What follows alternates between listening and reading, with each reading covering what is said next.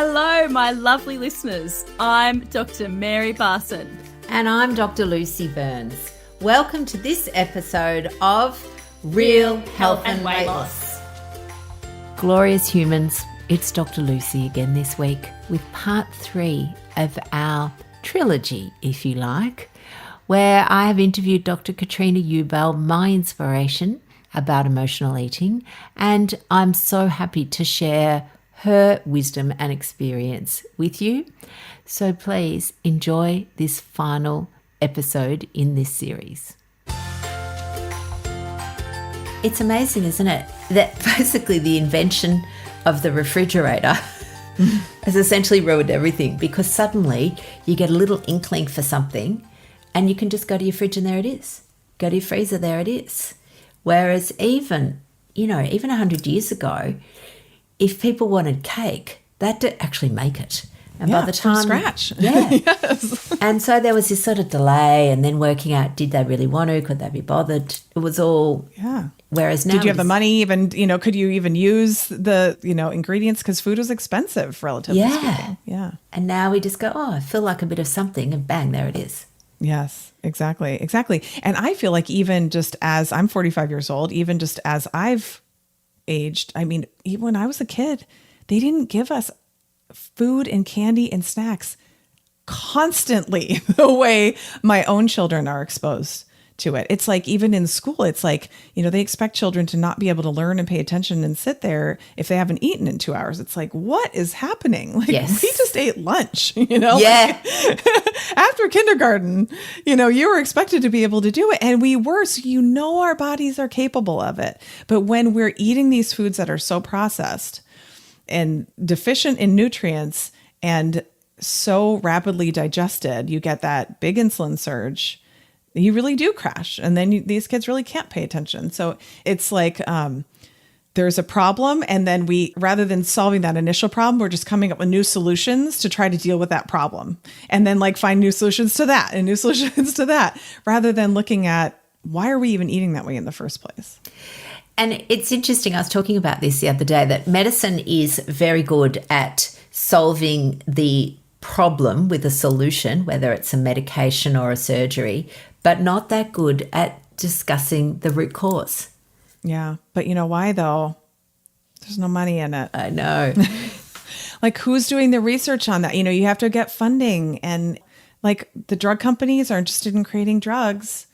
And, I don't want to get all it's a conspiracy, because I don't believe that at all, but it is a business. I mean, yes. Right? It is an industry where people make money off of coming up with chemical solutions to medical problems, right? And in this case, it's just not sexy. There's no pill that makes you eat less food that, doesn't serve you. Yeah. And it's totally like that in Australia. I mean, Queensland, which is one of our northern states, is a sugarcane industry. It's a sugarcane state. There is buckets of the stuff. We're never, from a political level, we will never have a sugar tax in Australia, because it will cripple that industry. Whichever government of the day is running will be voted out. It's never going to happen.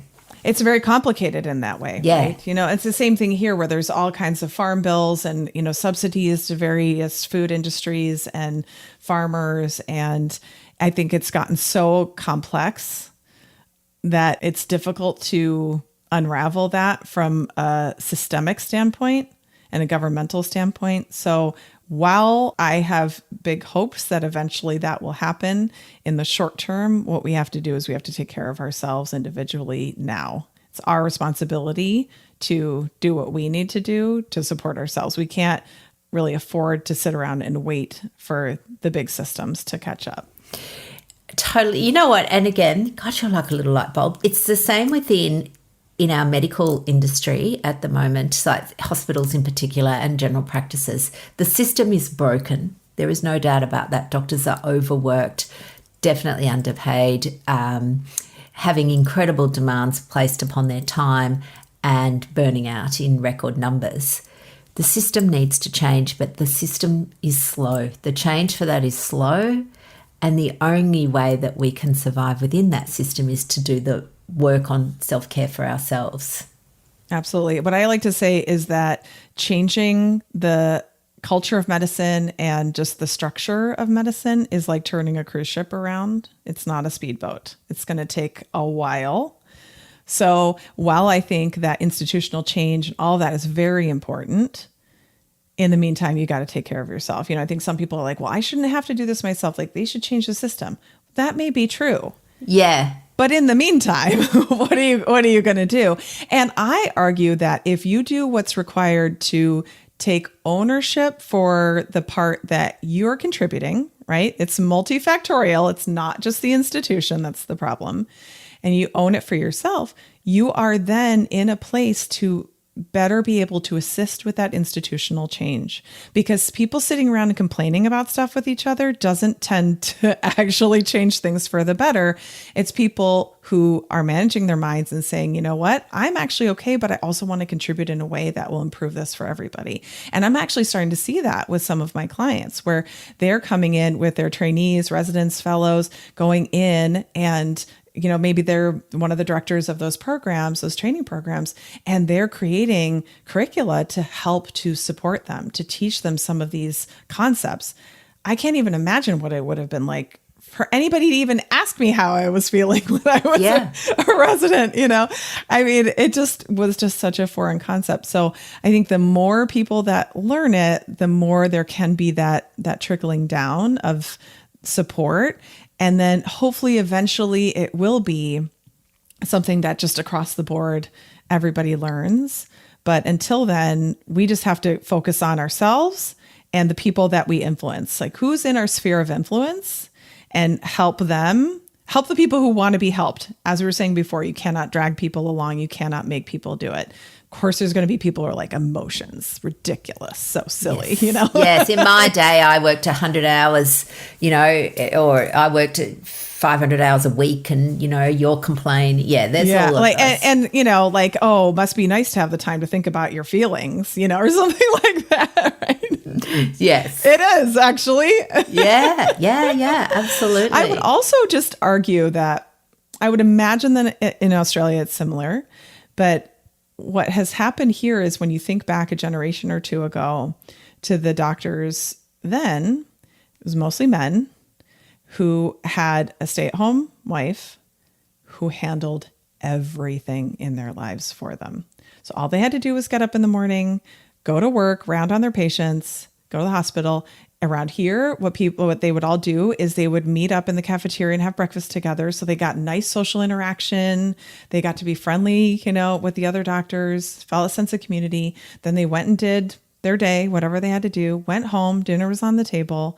And then, they would go back to the hospital and round again, see their friends again. And it was like great life for them, right? They got to help people. Many of them were able to do it, well into advanced age.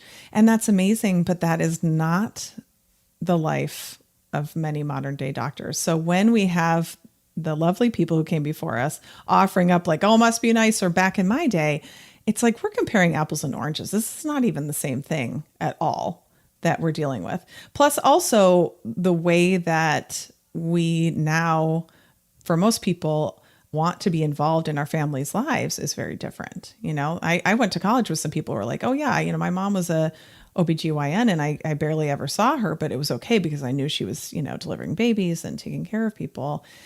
I work with a lot of OBGYNs and they're just not okay with that lifestyle anymore. Yeah. So we're trying to figure out some sort of balance. Yeah. And it's messy. Totally. And I think in some ways we've been sold a bit of a myth that you can have it all.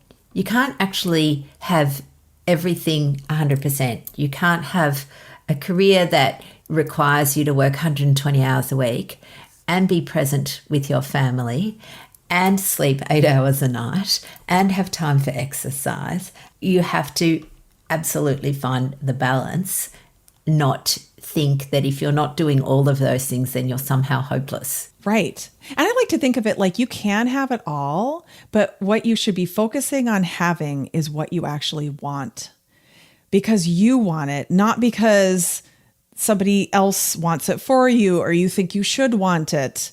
Like maybe you're okay with not spending as much time with your family, but then stop beating yourself up over it, right? Just own it. Like you're just the kind of person who doesn't need to be around your children as much. And maybe the other parent is taking over for that. And that's totally fine. And that's okay. But you don't need to feel like you're doing it wrong. Like in the career that requires 120 hours, like, is that really what you want? I sometimes question that. Or do you just think you should want it? Or you're kind of on this path and you don't know how to step off of it so that you can have all those other things that you want. So I like to think of it as like, you just have to think about what you want and then you can totally have it, because there's a solution. You just have to figure out what it is. Like maybe that 120 hours of work, you can actually get done in 50 if you're smart, right? And you set up boundaries and you get the help that you need and you can do all of that stuff, but not at your own expense. How do we figure that part out? Yeah, exactly. I look back to even when my kids were little, and it was this kind of mother perfection. I had this idea that I would love motherhood, that it was so great, that I'd be crafting and bloody playing in the sandpit and it'd be wonderful, until after about 3 goes in the sandpit, I thought, God, this is boring. I really hate the worst, this. right? It's terrible. How many times can I, build the thing and make, And so, but of course, nobody wanted to say that out loud because that made you be a bad mother.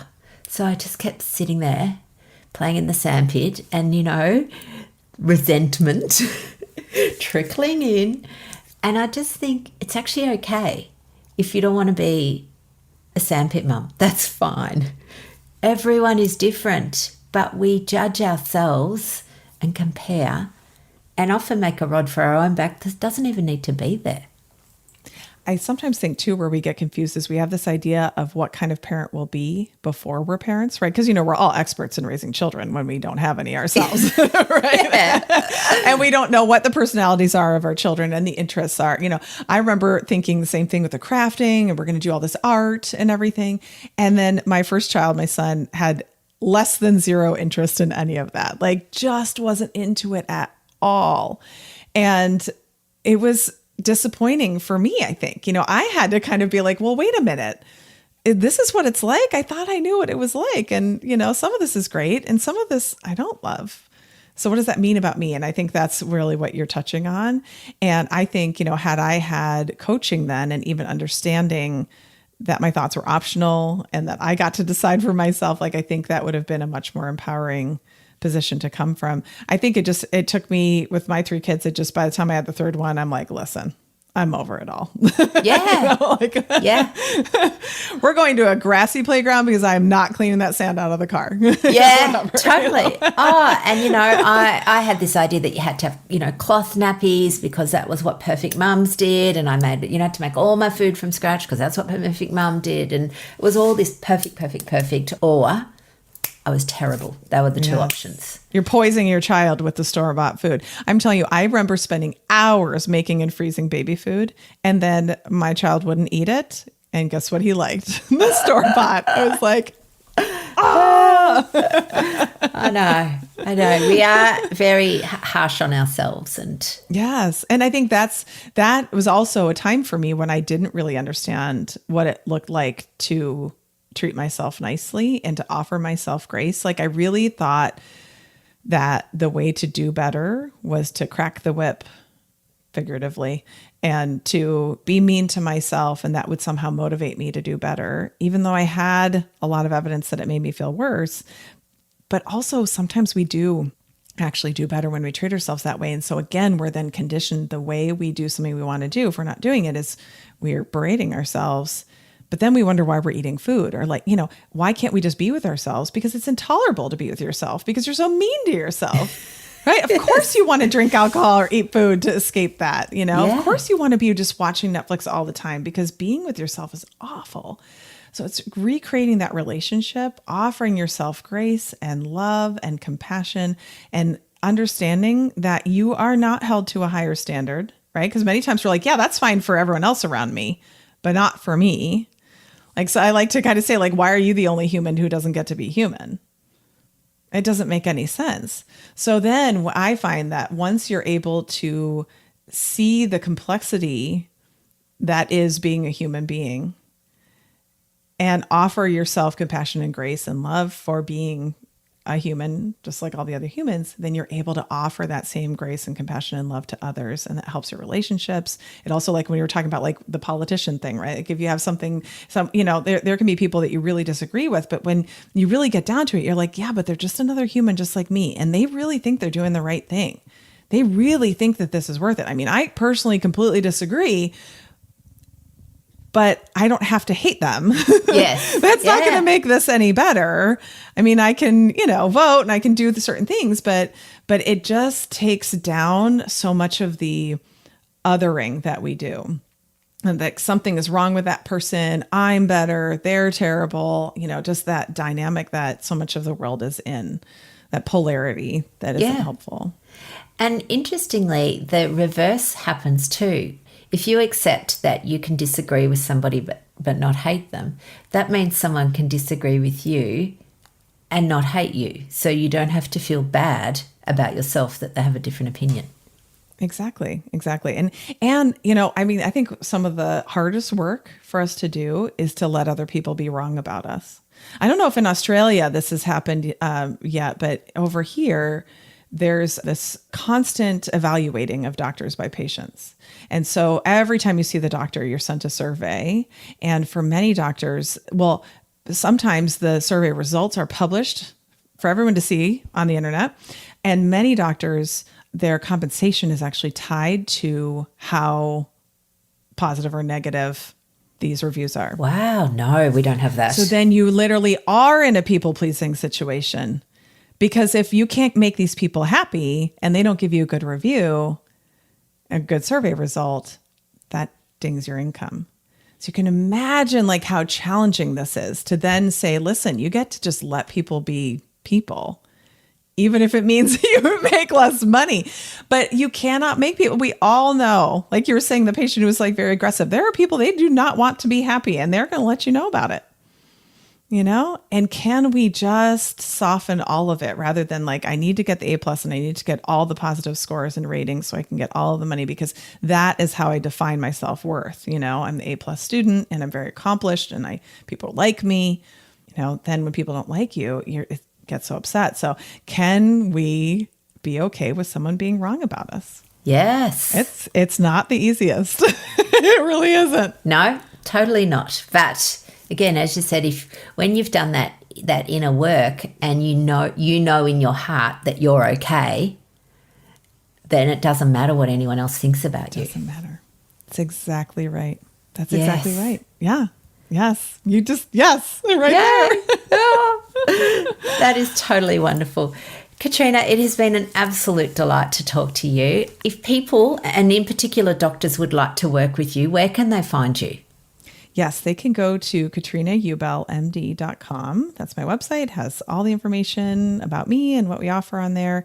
And then obviously your podcast is amazing. But if somebody is interested in hearing just more, sometimes we're like, okay, I listen every week, but I want something else to listen to. My podcast is called Weight Loss for Busy Physicians. And lots of good help in there. And I have lots and lots and lots of listeners who are not actually doctors and get a ton out of it. So don't have to be a doctor to listen. I totally think that podcasts are a really good way to consume information, but also to help in some ways retrain the brainwashing that we've had from advertising and marketing that food is the solution to all your problems. And so we have to just constantly push against that messaging, which is there everywhere, billboards, everything. So we need to, I like to call it reverse brainwash. And I think of it as like on purpose telling your brain what to think. Because left unsupervised, we have a negativity bias. Like your brain's going to go to the worst case scenario. It's not generally going to go to the most positive thing. So what I love about podcasts is listening to them in the car or when I'm getting ready in the morning or at night, or, if I'm doing chores around the house. It's such a great way to feed my brain positive things, and it doesn't take up any extra time. Yes, totally. Totally love it. Good, darling. All right, lovely listeners. That's it for me this week. And I will see you and hopefully with Dr. Mary at our next podcast. But have a wonderful week and we will see you next week too. Bye, darlings. Gorgeous ones. That's it for this 3-part episode. I look forward to joining you next week where Dr. Mary is returning, and we will continue our chat on all things real health and weight loss. Take care, darlings. See you soon.